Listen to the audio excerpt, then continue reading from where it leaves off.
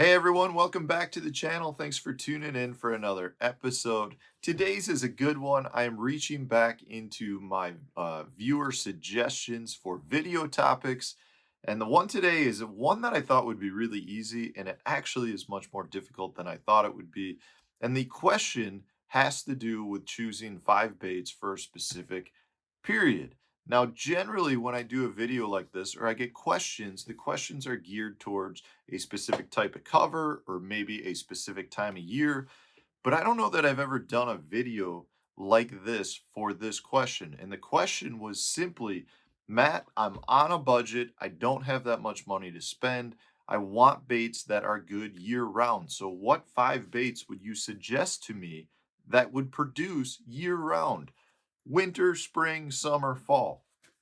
Sounds like an easy topic to tackle, but realistically, there's a lot of baits out there that are good for two or even three seasons of the year, but they really lack in some of those other seasons. So, for example, like I love soft stick baits, but soft stick baits during the winter months, generally not one of my top producers.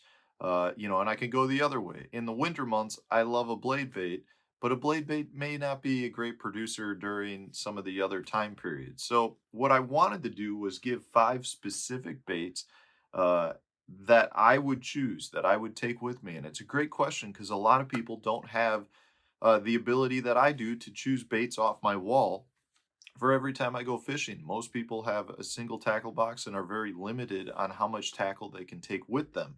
So it's a very good question, and it's one that I think most of us need to probably pay more attention to. In that, if you're looking to pare down tackle with baits that work year round versus are being very situational baits, meaning you might use them once or twice a year. So let's get into these baits. Like I said, this was somewhat of a tough one for me to answer.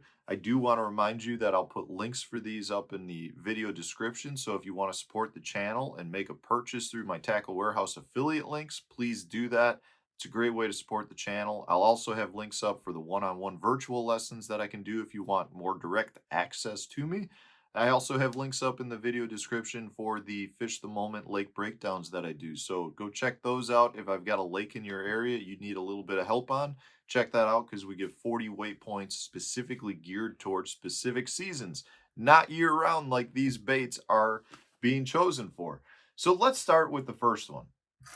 The first one, I'm going to go with the Berkley Money Badger. This is quickly becoming one of my favorite crankbaits just because of how it runs and how productive it's been for me.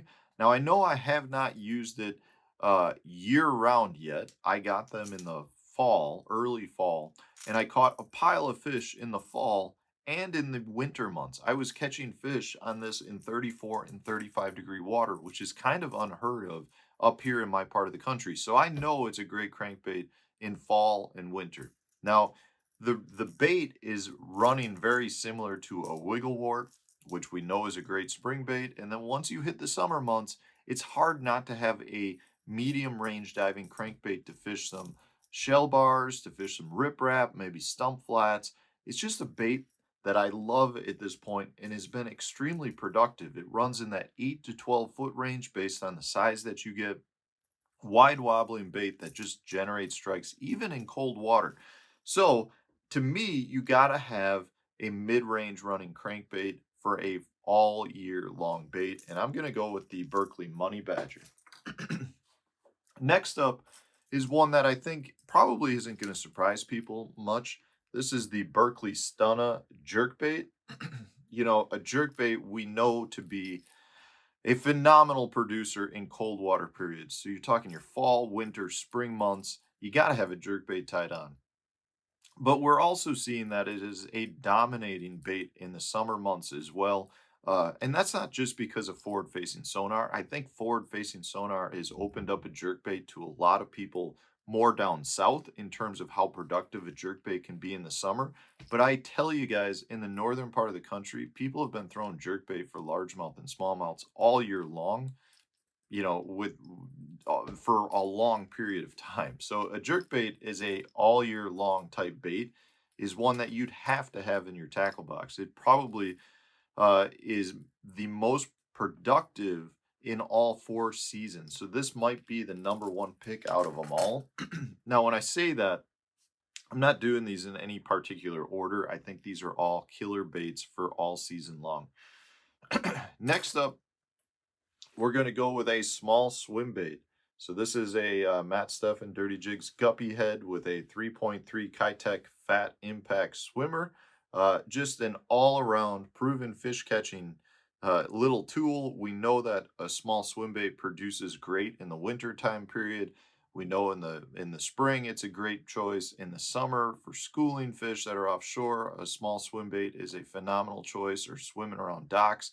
And then again in the fall, you get a lot of shad migration moving back into some of the creek arms. And if you're up north and into some of the backwaters on like the Mississippi River, you just get a lot of shad movement or bait fish movement. And a small swim bait is one of the most productive baits out there.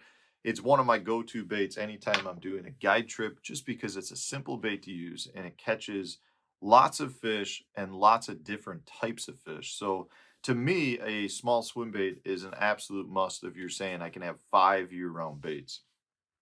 Next up, we're going to go with this small finesse jig. This is the Kitech casting jig. It's a tungsten jig. So if you're making me choose one jig, I probably would rather go with tungsten, because I like tungsten if I'm fishing around rock. Now, in this case, I have pulled the weed guard out, which is something I do to increase my hookups if I'm not fishing around something that's going to snag me. So if I'm going down a bluff wall, I pull the weed guard out just because it gives me better hookups. And then I've just got a small chunk trailer on the back here. Uh, a great little jig, one of my favorites. And if I'm only picking one jig, it's going to be a small little tungsten one like this. Um, from a seasonal standpoint, during the winter months, you can fish this deeper if you want. If the fish are in deep wintering areas, this is one of my go-to smallmouth wintering jigs. If you're fishing bluff walls, like I said, we're basket. If you're down south on some of, say, Highland impoundment lakes, it's a great bait in the winter. Then when you start talking about spring, you get a lot of fish that are moving back along some of those channel swing banks. The jig is a great bait for that. In the summer months, we know pitch and cover and fishing. I mean, you really can fish a jig anywhere. I mean, you can fish it from the shoreline out to 25 feet of water. So I'm gonna have one in my tackle box. It will have 5 baits. Last up is a bait that I've called one of the most versatile baits out there. Done lots of videos on it. The Berkley War Pig, one of my absolute favorite baits going in terms of generating strikes and being very versatile in terms of where you can fish it.